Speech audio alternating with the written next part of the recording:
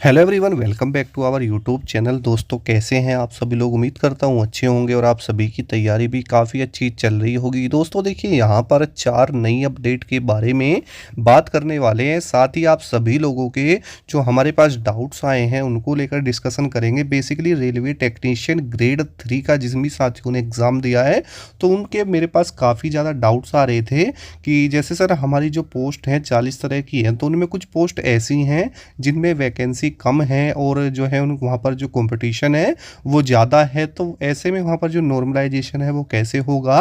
साथ ही यहाँ पर जो 40 तरह की पोस्ट है उनमें सबसे ज़्यादा जो कंपटीशन है वो किस पोस्ट पर है और किसकी सबसे ज़्यादा हाई कट ऑफ रहेगी, किसकी लो रहेगी और किस जोन में कितना कंपटीशन बन रहा है। ठीक है, अब देखिए दोस्तों, यहाँ पर हमारे बहुत सारे ऐसे कैंडिडेट्स हैं जिन्होंने हम यहाँ पर जो रेलवे टेक्नीशियन ग्रेड 3 का एग्ज़ाम दिया हुआ है।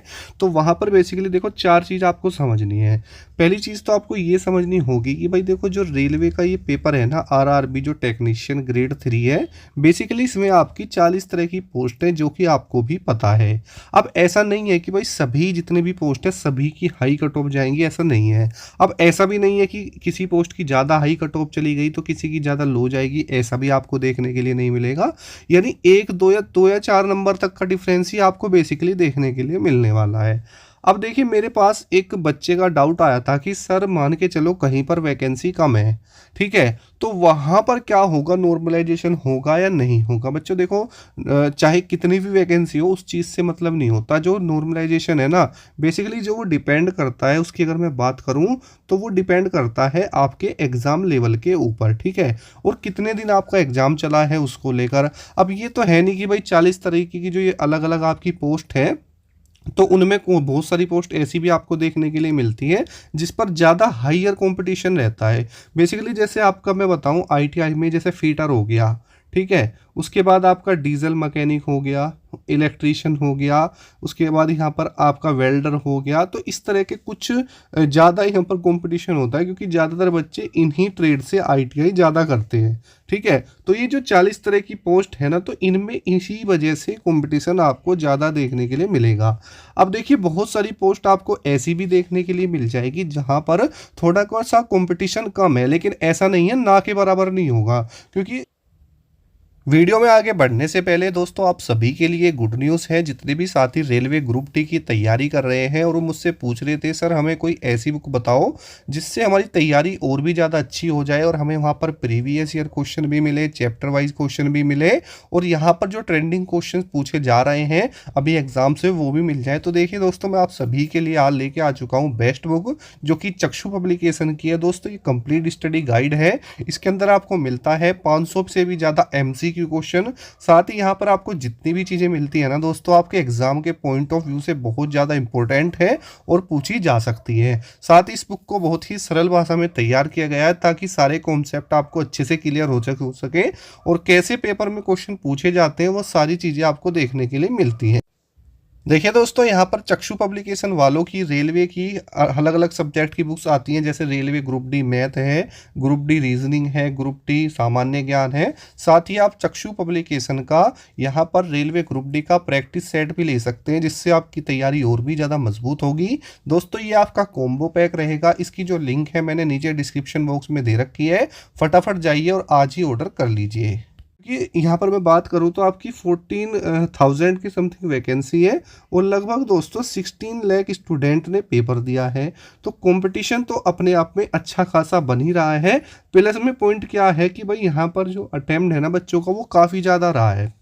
एग्ज़ाम लेवल की बात करूं तो दोस्तों, एग्ज़ाम लेवल भी आपका काफ़ी इजी यहाँ पर बच्चे बता रहे हैं कि सर इजी रहा है। बेसिकली ये सारी चीज़ें अभी क्लियर नहीं हुई हैं, लेकिन आपकी जब आंसर की आई है ना, ठीक है, ये आंसर की आने के बाद में यहाँ पर बच्चों का जो अटेम्प्ट है या जो रो मार्क्स दोस्तों देखने के लिए मिले हैं, उन्होंने तो भाई साहब सच में नींदें उड़ा दी है। यानी 90 प्लस भी है, 95 भी प्लस है। ये कोई मतलब ऐसा है नहीं कि भाई, क्योंकि हर एग्जाम में टॉपर्स तो बच्चे होते ही हैं, लेकिन इतने टॉपर भी नहीं होते कि आपके मतलब हर तीसरा बच्चा 90 प्लस बन रहा है। ठीक है, तो ऐसा तो तभी संभव है जब आपका एग्जाम का लेवल थोड़ा सा क्या रहा हो दोस्तों, ईजी रहा हो। ठीक है, यानी यहाँ पर बच्चों की तैयारी के अनुसार रेलवे टेक्नीशियन ग्रेड 3 का जो पेपर है वो भाई ईजी रहा है, ठीक है। तो इस बात को आपको बिल्कुल बखूबी समझना होगा अच्छे से। पहली बात तो ये समझिए। दूसरी बात, यहाँ पर आपका जो डाउट था मेरे पास रेलवे ग्रुप डी को लेकर था कि सर जो रेलवे ग्रुप डी की वैकेंसी है, क्या उसकी वैकेंसी इंक्रीज को लेकर के कोई अभी ऑफिशियल नोटिफिकेशन रिलीज हुआ है या नहीं हुआ। क्योंकि अभी कुछ समय पहले आपने देखा होगा कि ट्विटर कैंपेन भी हुआ था और वो ट्रेंड भी किया था, ऐसी बात नहीं है, ठीक है।